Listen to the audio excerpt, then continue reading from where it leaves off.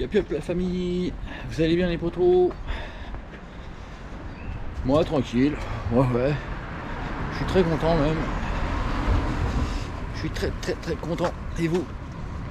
Pourquoi je suis content? Ah bah parce que on va enfin, je vais enfin retrouver un petit peu de plaisir, un petit peu d'amusement avec mes mobylettes.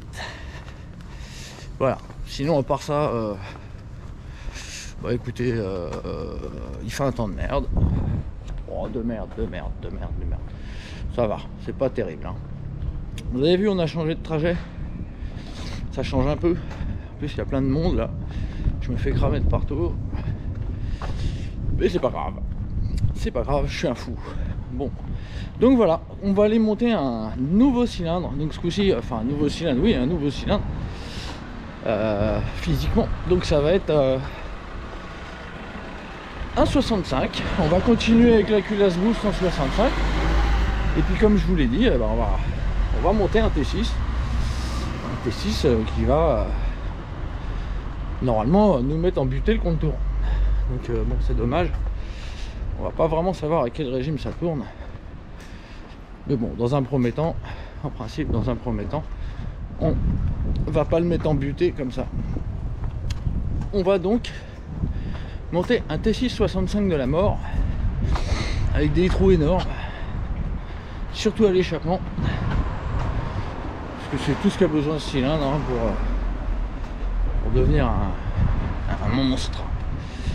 Un monstre, mais bon, disons que ça sert pas trop à grand chose. Après il chauffe trop, donc après il se détruit à vitesse grand V. Bah, c'est bien pour s'amuser quoi. C'est ce qu'on va faire là. On va monter un T6 que j'avais préparé. D'ailleurs j'avais fait déjà une vidéo avec. Là, il prenait 15 000 tours. 15 000 tours sur un parking. C'était le premier cylindre de la SPXR en fait. C'était le tout premier cylindre de la SPXR. Il est là Coco. Et on va le remettre. On va le remettre. Sauf que cette fois-ci, il n'y a plus les carters mal aussi, ni le carbut 24. Il y a des carters d'origine. Un petit carbut 21. Et voilà. Donc allez, on se retrouve au boxon. On va aller empiler ça. Allez, à tout de suite les potos. Voilà le travail. Les outils pour l'accomplir. Bon voilà le T6 de la mort. Donc vous voyez pas trop, hein, mais voilà, en base, hein, il est à peu près stock. Hein, on voit pas grand chose, il n'y a pas grande différence. Hein, il y a la jupe arrière qui est bien coupée. Ça c'est sûr, c'est bien cut. Bien cut de chez bien cut. Et puis voilà, dedans c'est à peu près stock. Hein. Après l'échappement, bah, vous allez voir. Allez, je vous envoie le reportage au R&D Boost. On a un T6, avec un échappement de la mort, mais les transferts sont stock. Et oui, contre toute attente, non, il n'y a pas de gros transferts. Ce sont des transferts tout d'origine, et d'ailleurs, si vous regardez bien, ils sont bien noirs, hein, bien calaminés. C'est un cylindre qui a énormément de kilomètres, qui a bien roulé. C'est un pote à moi qui faisait le coursier avec son Fox. Donc on l'avait monté, histoire de bien l'user. Donc maintenant qu'il est bien usé, il est prêt à partir à la guerre. Il est bien entraîné le bestiau, il a du bon jeu. Donc voilà la bête, Allez, on va empiler ça, donc avec 195-124. Donc le piston qui arrive, comme vous pouvez le voir, à ras du chanfrein. À ras du chanfrein. Là, il n'y a pas les... J'ai pas mis mes pièces pour serrer le cylindre. Hein. Là, vous voyez, on arrive vraiment pas loin de la ligne du chanfrein. Mais une fois serré, il arrive pile sur la ligne du chanfrein. Et donc, je vais le monter comme ça. Donc, ça me met 124 au transfert, 195 à l'échappe. Et ça va être monstrueux. Bon voilà, j'ai plus qu'à l'empiler sur la titinette. Hein. Donc, je vais faire le montage suivant. Donc, comme dans la vidéo, je le dis, hein, ça va être au niveau du chanfrein inférieur du cylindre, donc le chanfrein inférieur en haut, hein, au niveau du... Et ça me donne un diagramme de transfert de 124. Donc c'est pas mal, c'est pas mal. Et à l'échappement, 194. Ouf. Moi je vous le dis, ça va pas être pareil qu'avec tous les cylindres qu'on se teste depuis longtemps. Celui-là, quand on va le démarrer, la chanson va être particulière. Bon, les gentils, je suis chaud.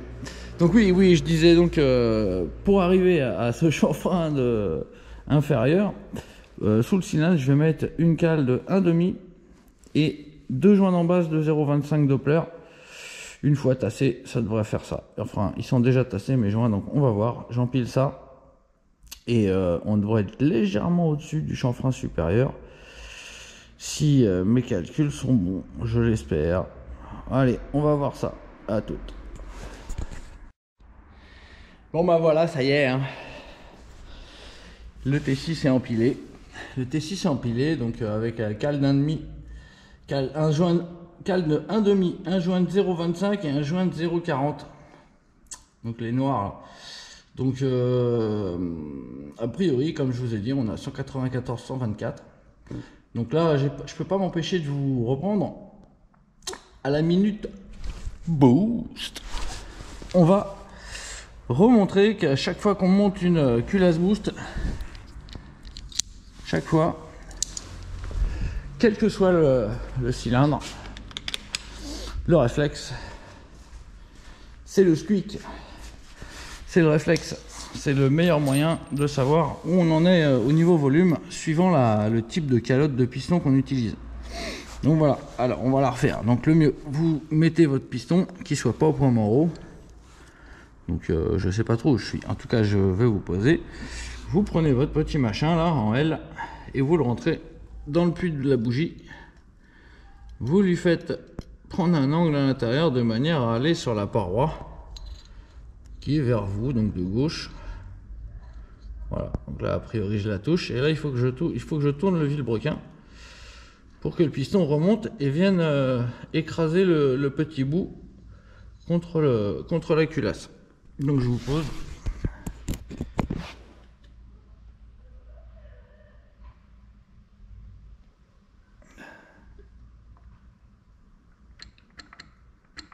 Attendez là, regardez. Regardez, là on l'a chopé là. Allez. Ouf. Oh mais j'ai pas de squish. Oh j'ai rien. Oh mince. J'en ai pas assez. Il est passé où le bordel? Allez là. Aïe aïe aïe aïe aïe aïe aïe. Aïe aïe aïe aïe aïe aïe aïe. C'est fin ça. C'est fin ça. Voilà, ça y est, l'empilement est ok. Donc là on a deux 5 en haut. On a un 1,5 et un 1 en cale de culasse. Le fil pour le squish y est. Donc j'ai mis le gros fil entre la torsadée hein, pour que ça puisse coincer. Donc allez, on va se faire le truc. Est-ce que ça filme? Voilà, ça sera à contrôler à la maison. Donc voilà, donc là on a quelque chose de plus rassurant pour moi. Voilà, là on a un bon mille, on a un bon millimètre. Donc là je pense qu'on doit être dans les 14 de taux. C'est pas très sage de ma part, faudrait que je contrôle. Mais on va faire comme ça. Allez, je finis ça et on va essayer de faire craquer la bête. Alors je vous fais le décor. La titinette, c'est un cheval de course avec des grosses sacoches de mulets dessus, bien chargées, hein, si vous comprenez l'image. En clair, là le cylindre c'est un truc qui est fait pour hurler en principe, vénère, et le variateur est réglé pour un 65 stock tranquille, hein. Donc ça risque de ne pas causer, mais on va quand même faire un test, hein. On va voir ce que ça va donner, un cylindre vraiment poussé avec des réglages pour un cylindre pas poussé. On va pouvoir constater la perte directe, hein, au niveau de l'embrayage. Ça va plus prendre de tours au démarrage et le variateur va monter très très vite, hein, je pense. Mais bon, ça n'empêchera pas de pouvoir faire chanter un peu le bestiau. Allez, on va tenter le démarrage. Le starter est déjà mis. Reste à enclencher l'embrayage. Oh. Il veut pas aujourd'hui. Copain. Ah bah il est déjà enclenché. Oui, bon bah allons-y. Hein. Allez. Bon, titinette, hein, tu fais pas chier, t'as un T6. Ton premier cylindre. Hein, alors tu lui fais plaisir, tu lui fais un honneur. Tu vas démarrer sans que ton papa il se casse le bras.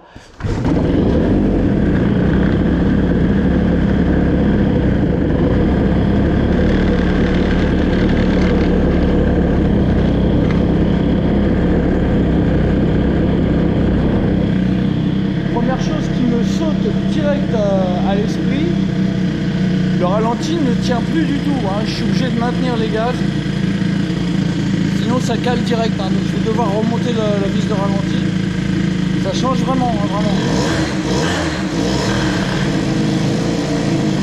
Faut savoir que j'ai l'avance qui est pas bonne du tout et tout ça, hein. Il y a plein de choses à régler, hein. Plein de choses à régler. Donc là on se la fait tourner un petit coup. Le ralenti, ouais, je le réglerai un de ces quatre. On fait chauffer un peu la titier.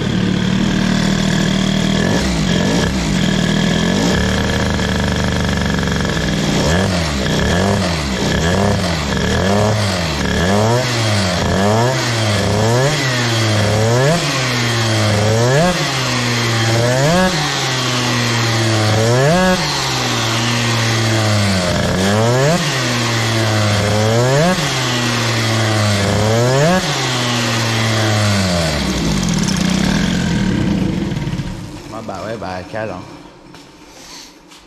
Ah bah ça chante, hein. Ah bah oui, hein, c'est plus les cylindres stock là, hein. Bon bah écoutez, voilà, hein, c'est monté. L'engin est monté. La bête sauvage est montée. Ah, ça comprime pas bien fort tout ça, hein. Ça comprime pas BZF, hein. Regardez. Ça comprime mais pas, vraiment pas longtemps, hein. C'est parce que le diagramme d'échappement est très élevé, donc là ça comprime de là à hop, terminé. Hop, terminé. Alors qu'avec un cylindre 65 stock, je suis obligé de faire bah. Là c'est pop, pop, pop. Bon voilà, hein. On va se marrer un petit coup. On va voir à combien c'est monté en température déjà, cette merde. Voilà. Déjà 60, hein. 52 degrés. En tout cas, ça chante, ça chante. Vous avez vu la vitesse d'ouverture du vario? Vous avez vu ça? C'est énervé. Là, je peux vous dire que... Bon, ah oui, on va faire le test. On va faire le test. Vous allez voir, à l'embrayage, la bécane, elle va me... Il va falloir que je change mes mâchoires. Que je remette des mâchoires... qui patinent beaucoup plus. Ah là c'est sûr et certain, il y a tellement moins de couple en bas régime.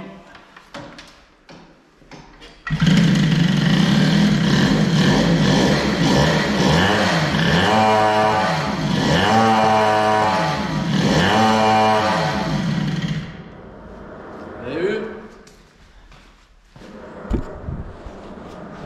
Voilà la différence entre un moulin qui envoie et un qui envoie pas. Voilà. Donc les réglages sont très différents. Donc là, va falloir que je mette des mâchoires beaucoup plus légères.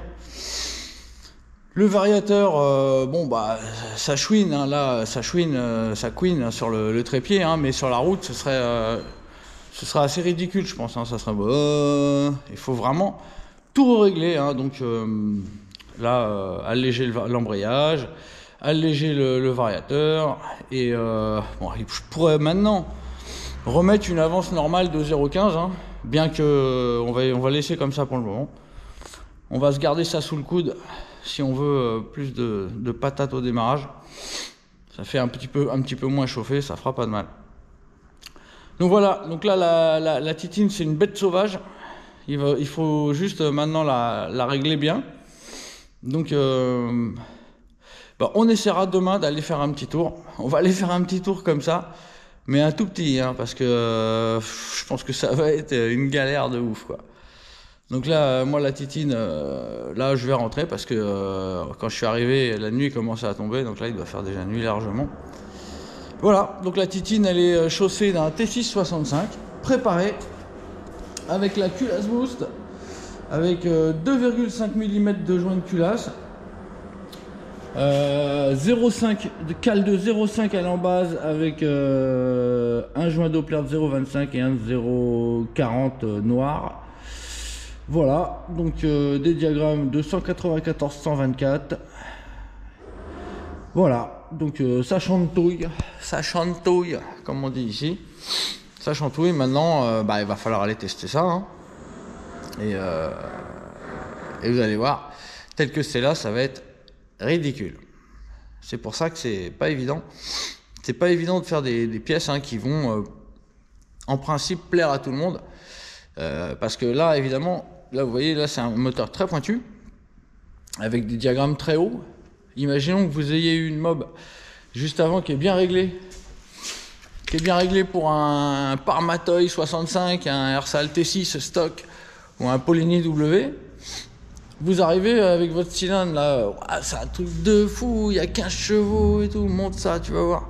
Bah vous montez ça, bon, et il n'y a que sur la béquille que ça chante, mais une fois en route, enfin on verra demain, hein. On verra demain, on ira faire un petit tour. Et puis ensuite on modifiera les réglages. Comme d'habitude, hein, on se fait une petite série. Là on se fait une série T6 65 préparée avec culasse boost. Et on va voir ce que ça donne. Voilà les copains, bah, j'espère que vous allez suivre tous les épisodes. Donc faites le stock de popcorn. Dans tous les cas, je vous remercie beaucoup pour votre attention. Et n'oubliez surtout pas, boost, la grosse patate de la mob. Voilà, donc bah écoutez, je vous remercie pour tout, vos j'aime, vos je m'abonne, vos litchis, c'est bon les litchis, miam miam. Et je vous dis bah à très bientôt, hein. Donc à demain, ciao.